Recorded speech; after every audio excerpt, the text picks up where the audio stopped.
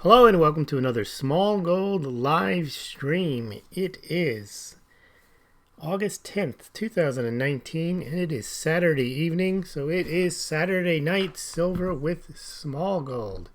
And tonight's topic is silver a store of value or a medium of exchange? I'd like to have a discussion on this topic. Is silver shifting from a commodity slash currency to a store of value? Now, we hear a lot about people's views on silver. Some say silver is money, period. They project what they want silver to be, what they think silver should be. But I think when you're looking at assets, that is not helpful to project your desires onto an asset and hope and pray that the asset will perform as you wish it would, or it will be viewed as you wish others to view it. The point is that there is a market for silver, and that market right now is mostly made up of industrial users, 70% silver. There's a market for jewelry, there's a market for silverware, and there is indeed a small portion of the overall silver market for investment, and that is in the form of ETFs, I suppose silver contracts in which you might be able to take delivery, and of course silver bullion, rounds, bars, and the like. And that is a small amount of the silver demand. And we've talked for years on this channel about the investment profile of silver and why it has not moved and why the gold-silver ratio is higher, because gold is the preferred store of value, has been historically. And historically, while silver was used as a medium of exchange, it was indeed more used as a medium of exchange than it was used as a store of value. Now, there's value in silver in both storing it, and there's value in silver was value in silver in using it. So tonight we're going to take a look at that topic, then we're going to get your points of view. We're also going to take a look at the silver stockpile, some stunning, just massive amounts of ounces being added across the board to many silver ETF type products, especially the Deutsche Bank product. We're going to see how much silver has been added to their ETF, their extra silver ETF. We're going to take a look at the Silver Eagle and Perth Mint silver sales that seem to be picking up. And then we're going to get your comments. So what is silver right now? What can we agree on? We know historically it has been a medium of exchange. We know historically it has been a store of value. We know that it has been money and fit all the traditional definitions of money: divisible, portable, desirable. It was something that was perfectly made for money, as was gold. Also indestructible, and you can store it. But what's happened to silver recently? And silver has undergone, as has gold, a big change in market demand, and part of the monetary demand is dictated by governments. Now, governments picked up on gold and silver as money because they saw that that's what people were using them as. So they figured, well, we'll use gold and silver as money too. And then they decided, well, if we are in charge of deciding that gold and silver should be money in legal tender, we could probably get away with issuing representations of that gold and silver in the form of paper currency. And then eventually we could get away with making representations of just paper representations with no backing of the gold or the silver, and the same with the coins. Why put any precious metals in the coins? All we have to do is stamp on them what they're worth, same with the bills, and that's pretty much where we've been since early 70s. The silver went out of the coinage in 1965, and in most Western nations, silver went out of the coins by the late 60s, early 70s. Silver certificates were finally withdrawn from U.S. Back the United States system in 1968 was the last year you can bring a silver certificate to the bank and get a silver dollar for it. Gold was removed entirely from the people's hands in 1933 by Franklin Delano Roosevelt. They called back all of the gold coins and then revalued the price of gold after they had called it all back from, 20, I used to know this off the top of my head. I forgot it now. Anyway, it went up to $35 an ounce. I think it was $28.67 was the price before they confiscated it. No, $20.37, I believe. Anyway, it went up to $35. So it was a big increase in the valuation of gold after they took it from the citizens. And then in 1971, Nixon took the U.S. off of the Bretton Woods gold standard that was in place from 1944 to 1971, whereby foreign central banks could redeem their dollars for gold held at the U.S. Treasury. And over time, what's happened is countries have demonetized gold and silver, and certainly as a medium of exchange. Gold remains part of the monetary system at central banks as they hold gold in reserves. Commercial banks can hold gold as a tier 1 asset. So gold still maintains that monetary base. Silver does not. Silver was never held as a reserve asset by many banks in any event. All right, so what's going on now with silver? Silver's undergone many changes over the years. As a commodity, the main use for silver used to be jewelry and silverware. Now, silverware is something that most people don't use anymore, other than in India. So that demand is pretty much gone. In the 40s, 50s, and 60s, there was a very huge demand for silver for photography. With the advent of digital photography, that demand has virtually gone away. Then electronics started to become a very big component of demand in the 50s, 60s, and right up to the present day. And solar panels came about in the 80s and 90s and have increased in dramatic style since then. The implementation of solar energy, although the amount of silver used per panel has gone down, the demand for silver for use in solar panels has indeed risen. So you can see that silver's, because it is a versatile metal, has many properties, many uses, can lose a significant portion of its demand in one industry like photography and picking up in another like in solar panels. Now, as to the currency, that was a big demand for silver. Every country had to make silver coins. We had the United States making silver coins. Indian rupees were in silver. British sterling was in silver, obviously. Italian lira were in silver. French francs were in silver. Swiss francs were in silver. Australian dollars were in silver. Chinese had silver currency. And that was a big demand for silver. So that demand went away when they stopped minting coins. And I like to point to an article I did that showed in 1964, the last year that silver was put in the coins at 90%, the U.S. Mint used 550 million ounces of silver in that 1 year just to mint coins for general usage. We saw how in 1918, under the Pittman Act, the United States sold a couple 100 million ounces worth of silver to England at above market prices so that England could use that silver to be used for coins in their colony in India. And that meant that the United States had to melt down Morgan silver dollars in order to get that silver ready quickly to deliver to England. So silver was a big component of silver demand was the mintage of coinage. To put that in contrast, the 550 million ounces of silver that were used to mint coins dated 1964 in the United States, it took until about 30 years worth of minting the very popular American silver eagle coin to reach that amount. So 30 years worth of coins that they sell to you, they used about 550 million ounces versus the United States just minting up 550 million ounces worth of dimes, quarters, and half dollars. So why is silver no longer a currency? And to me, that makes it not money if it's not used as a medium of exchange. That's one of the key components of money. Well, that one's pretty obvious. Technology has superseded the use of cash for the most part.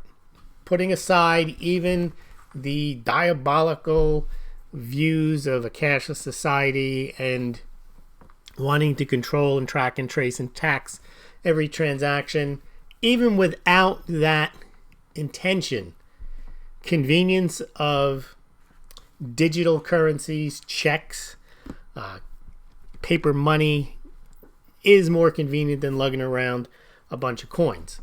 And that has helped push silver out of the currency. But what really knocked it silver out of the box was when all of the Western nations just took the silver out of the coinage and there was no more silver in the coinage. Now, people still use change, but that is not silver. The other problem with using silver as a currency is it's taxable when you spend it. Now, yes, silver eagles are legal tender. Canadian silver maple leafs are legal tender. They have dollar amounts stamped on them, $1 and $5 respectively for the American silver eagle and the Canadian maple leaf. But if you go and spend them, the silver content in both of those coins is worth about $16, $17.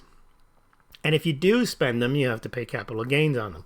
So it makes it very inconvenient to spend them, and then you have the issue, who's going to take it anyway? So now there have been some states that have eliminated the capital gains on silver using a constitutional argument that under the Constitution, it states it's actually a negative prohibition that no state shall mint any coinage from anything other than gold and silver. It doesn't mandate that they do issue gold and silver coins, but many states have said if you're spending or selling your silver, there's no capital gains. But that's not the main hurdle. The main hurdle is the federal government doesn't take that point of view, so you still owe capital gains on your silver sales, and no one's going to take it anyway for the most part. So silver as a currency, I would say, is pretty much probably not coming back. Now, that doesn't mean it's not valuable, because gold also, as a transactional currency, is not coming back. Now, what about digital gold, digital silver? Put it on the blockchain, then you can spend it. Well, you have the same issue with spending it as you do with spending physical specie. You're still liable for taxes. This is another reason why the cryptocurrencies are not getting big take-up on buying coffee, because every time you spend a crypto asset or gold and silver, you are incurring a gain or a loss, because each spending transaction is in itself a sale of that gold, silver, or cryptocurrency. So that does hold back silver or gold from being a transactional currency, even if you say, well, we'll just digitize it. If the reason that people aren't using gold and silver is they don't want to lug those coins around, well, we've got a solution. We'll just put it on your card. We'll make it easier for you to spend it. Well, it makes it easier to spend it, but there is a calculation that has to be done on each sale, and it becomes cumbersome. If you're buying coffee every day and you're pulling that off of your, say, gold money card, every time you spend $7, $8, you have to calculate the cost basis. Did that gold cost you $7? Did it cost you $4? Did it cost you $12? And every day the price changes. So there is an issue there. So that's another reason why gold and silver are not currencies. Again, that doesn't mean they don't have value. It means that, well, silver does have a commodity value. There's no two ways about it. But that commodity value has very little premium. Just like copper has very little premium, aluminum and tin. The real value that silver may have in the future is as a store of value. Now, gold has made the transition from being a non-recognized or quasi-recognized monetary asset, and it still has maintained its value. In fact, it's gone up since they took it out of the system, because when it was in the system, as I mentioned, it used to be $20.67, then it went to $35 an ounce by official decree by the Gold Act of 1934, and it stayed at that price till 1974.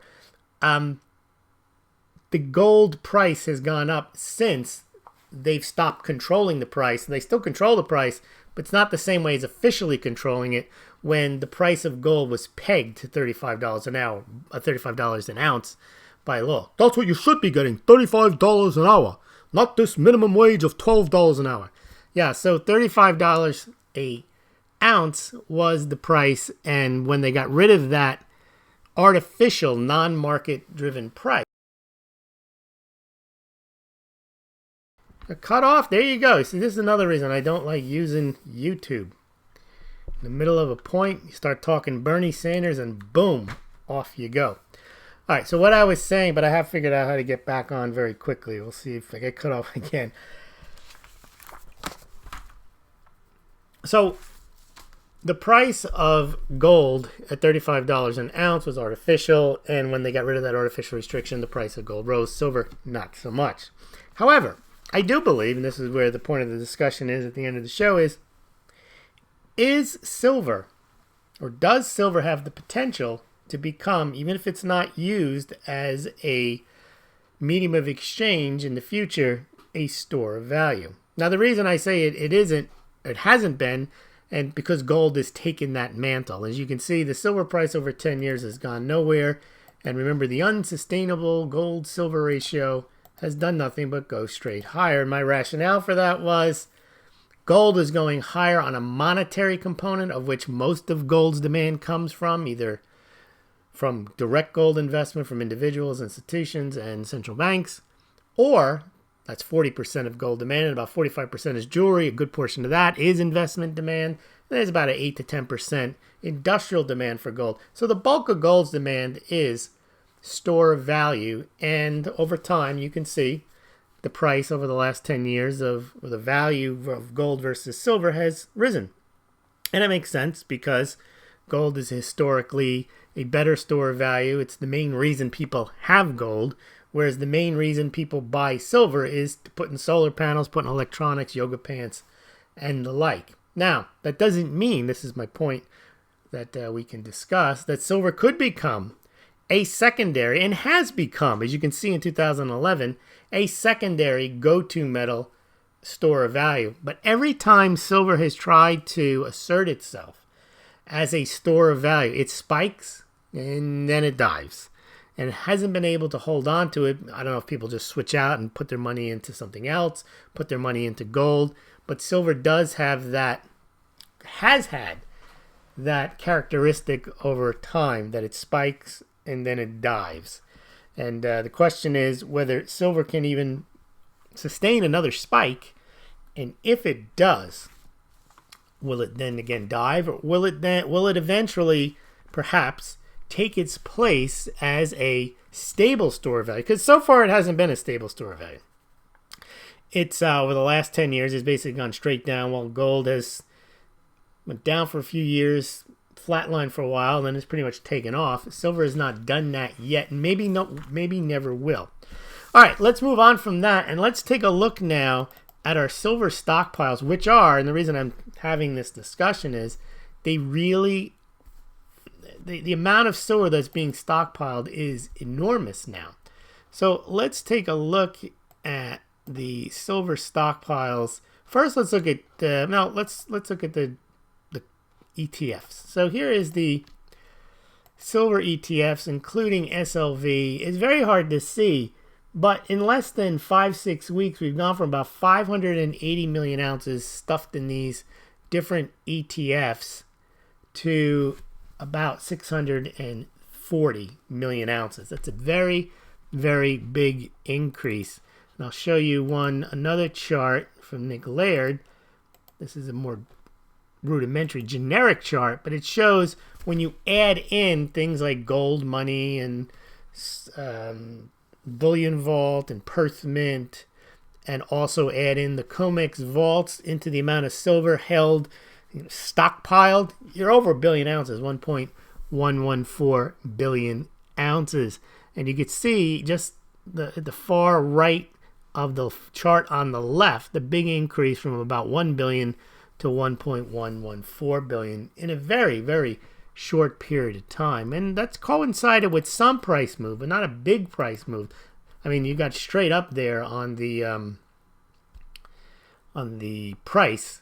I mean, on the amount moving into the vaults, but not on the price as much. All right, now here's a chart. You might be able to read it, but if you're listening only, it won't matter. I'll go through it. It shows just the last 4 weeks and the daily changes in the last 4 week change in the amount of silver held in these types of depository arrangements. Now the COMEX vaults, and we'll take a look at them individually. The last 4 weeks are up about 1.5%, 2%. Not a lot, but there's already a lot of silver in those, as we'll see. But what really caught my attention in silver being stockpiled is the amount of silver going into 3 major funds: iShares SLV, ETF Securities SIVR, and Deutsche Bank's Extra Silver Fund. The SLV fund, which is the largest, is up nearly 10% in total amount of silver in the fund. It now is 557,000 ounces. And they added, in just a month, 33 million ounces. Now, that's a really good year at the U.S. Mint. If you sell 33 million silver eagles, that's just in a month. That's 10%. ETF securities, in the last month, they're now up to 107 million ounces.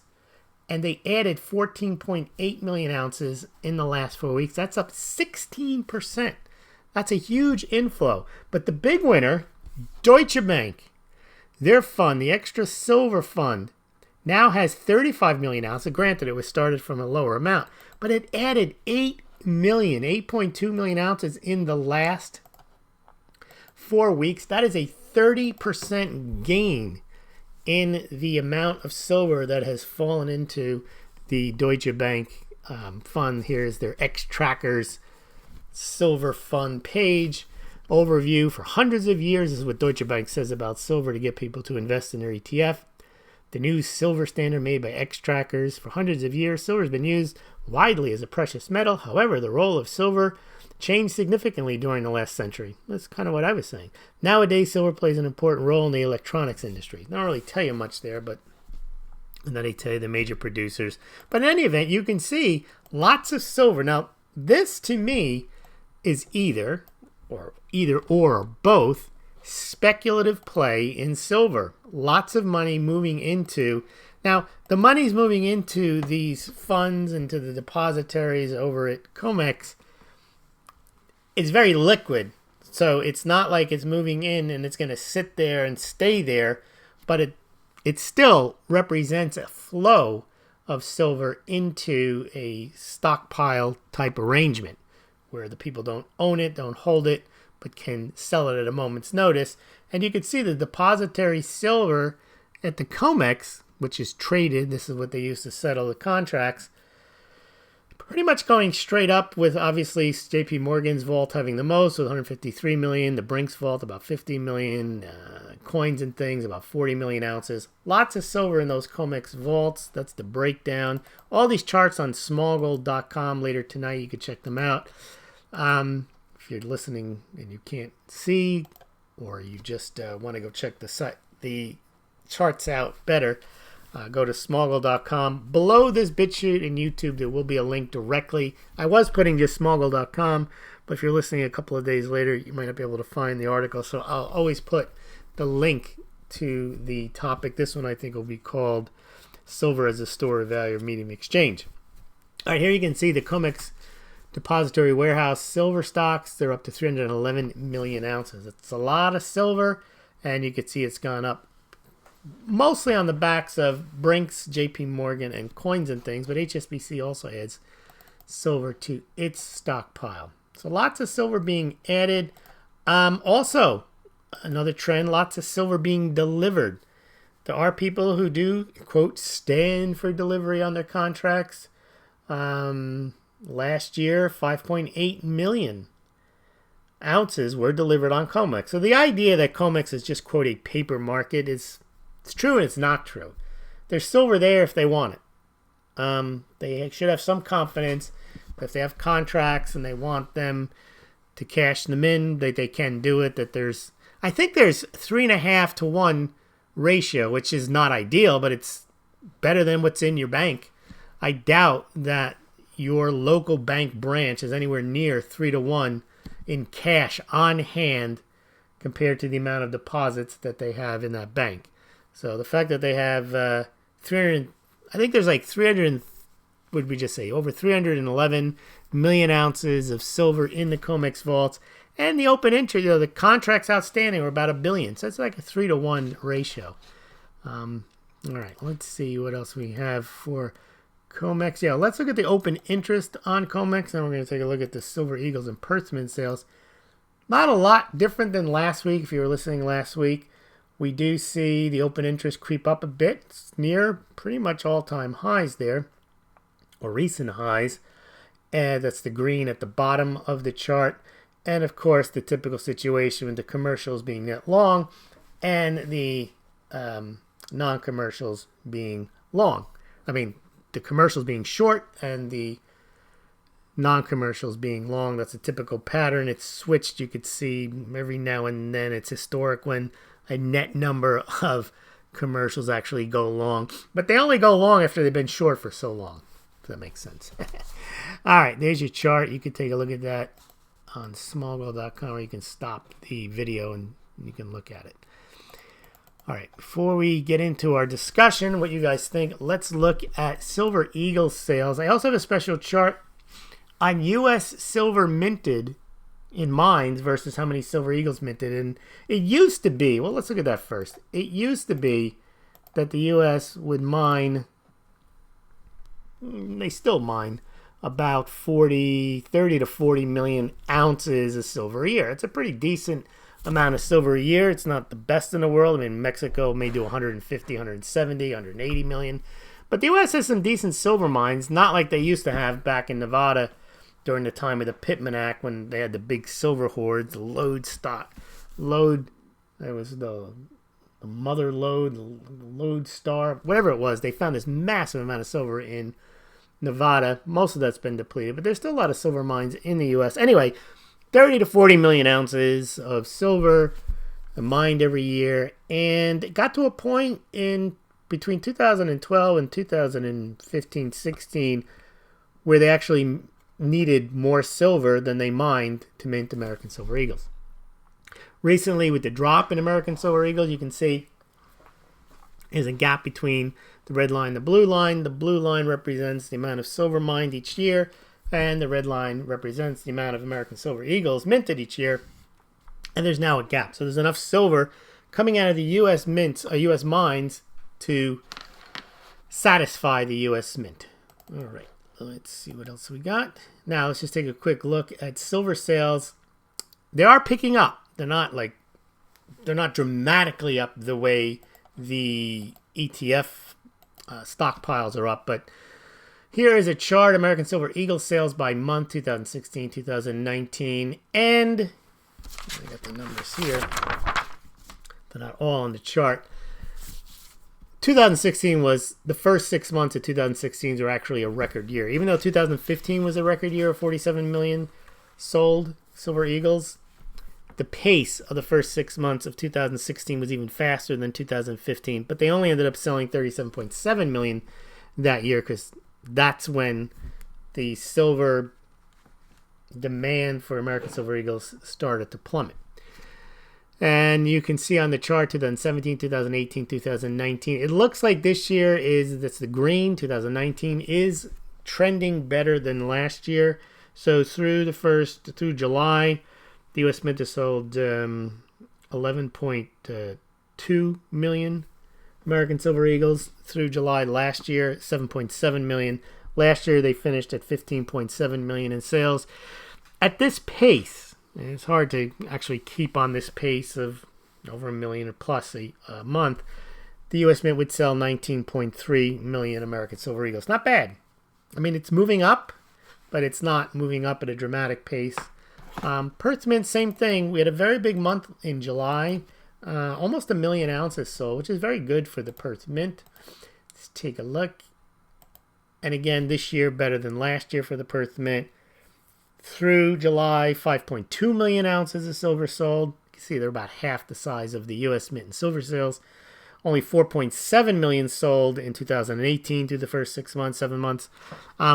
2017, though, 6.1 million through this time period, and 2016, the big year, they had sold 8.3 million ounces at this point.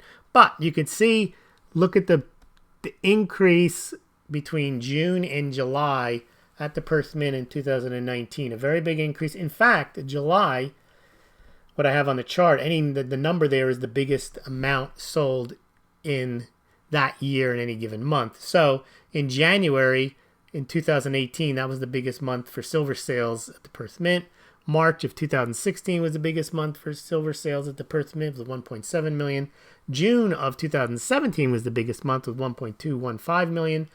And July this year was the biggest sales month for the Perth Mint for silver with 987,000 ounces sold. Now, it's lower than the other highs, but it's still way higher than any other month in 2019.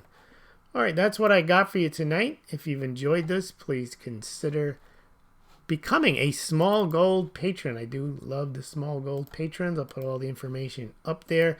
Consider also buying your precious metals through the Smaulgld links from SD Bullion, Money Metals Exchange, Golden Eagle Coin. If you visit those links below this BitChute and below this YouTube and on the Smaulgld site, you will pay no more, no less than if you visit those sites directly. It's not investment advice, but if you're going to buy, please do so, because Smaulgld gets a small commission, as I do on any of the links that you see below this video for coffee or any other items. I get a small commission. They're on the website. That is one way of supporting Smaulgld. Also, you can become a Smaulgld patron. You can become a Smaulgld Subscribe Star supporter, join one of the mug clubs, or you can donate via Bitcoin or Litecoin. And you can just hold up your phone. If you've got a Loaf wallet or Bitcoin wallet, you can donate directly there. Those are new addresses. And also you can support Smaulgld by check or sending cash or items of value, silver or gold, to Smaulgld LLC, P.O. Box 714, Dover, New Hampshire, 03820. Well, thank you very much, everybody. Let's take a look at what you're saying in the comments. I don't see any comments. That's strange. Oh, there they are. All right.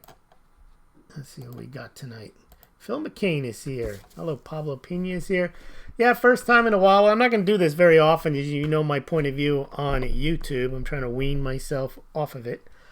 Pablo, to Smaulgld headgun, I can say silver can act as both. Well, it can, but it doesn't. Obviously, not only can it, it has. Silver has easily acted as a currency, as a medium of exchange. But it doesn't, and I don't see it doing so right now for the reasons I mentioned. All right. Let's see. Jack is here. Value of silver has risen in the past 100 years. Value of dollar sank over 100 years. Do the math. It's 1 + 1. Now, Jack, the silver has performed horribly versus the dollar. It's basically, at best, kept up with it, which is not good. Other items have gone up much higher. Gold has way outperformed silver. Silver has actually been a horrendous store of value. The only time you ever make any increase on silver is during those spikes. In fact, the last 6 years, you would think the dollar has outperformed silver. If silver goes down 10-15% a year, that means it's not a store of value. Nothing should underperform a fiat currency. In fact, Jack, I did a show once showing gold versus foreign currencies. And almost every year, gold will outperform every currency other than the dollar. And most years, it'll outperform the dollar. Silver, half the time, won't even outperform the Indian rupee. That's not very good. And in the dollar, you'll have years, 3-4 years in a row, where silver will underperform the dollar. That is not a good store of value. And I know a lot of silver bugs, they get very upset when they hear that. What are you talking about? It's real money. It's in the No. I don't care what it is. The market does not give silver any premium whatsoever, other than, as I mentioned, during those years, 1980, 2011, the period up to 2011, when that monetary premium comes alive. And that's what I'm talking about. Will that monetary premium come alive, and will it stay alive? Because most of the time, it just spikes and dives. Jack says gold, silver as a currency is very far-fetched. I agree with that. But as a quality store of value, it's top of the list. Well, I agree with that about gold, but I do not agree with that about silver. I'm suggesting, however, that silver could, because it never has. It really, even when it was, quote, money and currency, that was pocket change. It was not the same thing as store of value. Silver certificates wasn't too long ago. Yeah, 1968 was the last one.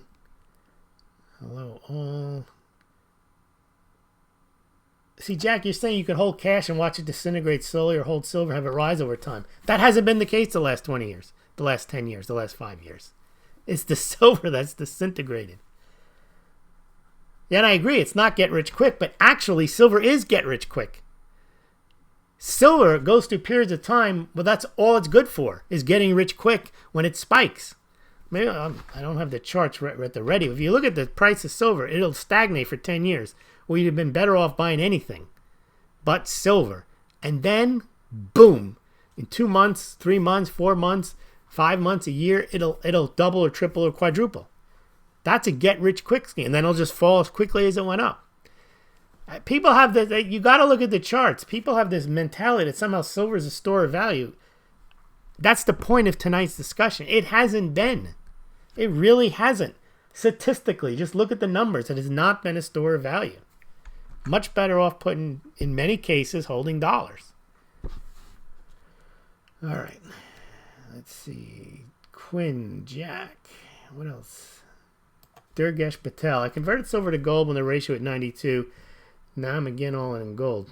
Would it be wise to avoid silver during these times of extreme ratio? Well, I don't give investment advice, but I would think that my point about the gold-silver ratio is it was high for a reason, because gold has a monetary premium, and the bulk of gold is for monetary purposes, for investment, for insurance, whatever you want to call it. There's no other real, you don't, maybe jewelry, but gold is to hold. And silver, as people say, is to put in solar panels, put in electronics, put in yoga pants, and to throw out. And that argument that it gets used up and wasted, that's actually an argument against it. That's an argument that it's not that valuable, that the argument that all the gold in the world that's ever been mined is still around, you can stuff it in 2 swimming pools, that's an argument in favor of gold. The fact that the silver is not treated as something to hold on to, something to hoard, is why it doesn't have the same, why the gold-silver ratio is as high as it is. However, this is the point. Silver does have a 10-15% of its demand that is made up of investors or institutions that are willing to hold on to it simply because they want to hold on to it because they view it as a store of value, even though it hasn't been a store of value. My point is, it's possible that silver will become a store of value and hold that store of value if gold doesn't take a run up and then dive. Because if that happens, then there's no way silver is going to become a store of value.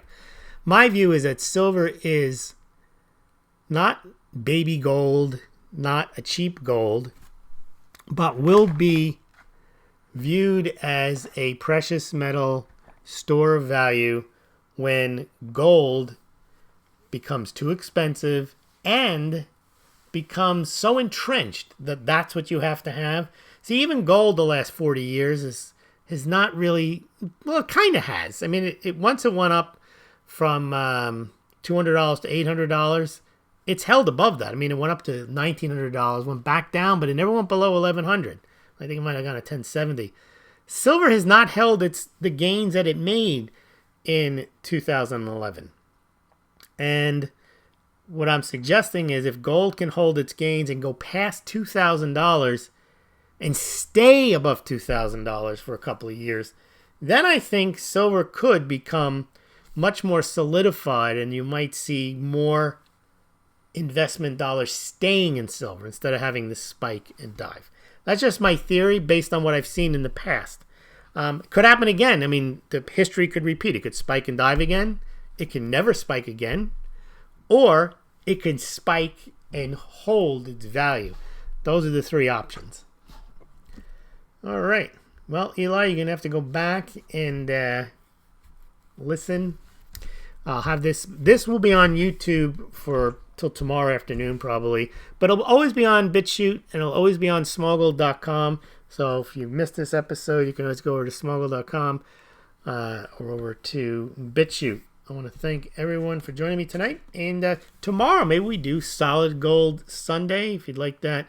I've decided I'm going to with Smaulgld. I've decided that the YouTube platform, as much as I detest the way they operate it, I am entitled to use it. I'd be dumb to rely upon it, but I am going to use it, and I'll use it opportunistically, and there's no reason it's there. I mean, they get subsidies from the government. They have a 230 exemption. It is a quasi-public forum, and I have a right to use it. All right. Thank you very much, everybody. And let's see if there's any other questions. We will... Well, Eli, yes, I will come back, but I also appreciate if you go over to Smaulgld.com and also go over to BitChute and sign up there, because I'm not always going to do YouTube. And they might not let me always do YouTube. Thanks a lot, everyone. Have a good night. Thank you, Philip, Pablo, Dergesh. Pablo Pina, if the dollar tanks that it's too high, how will silver then be a store of value? I don't understand the question. If the dollar tanks that it's too high, how will silver then be a store of value? I don't get what that means. The dollar goes down.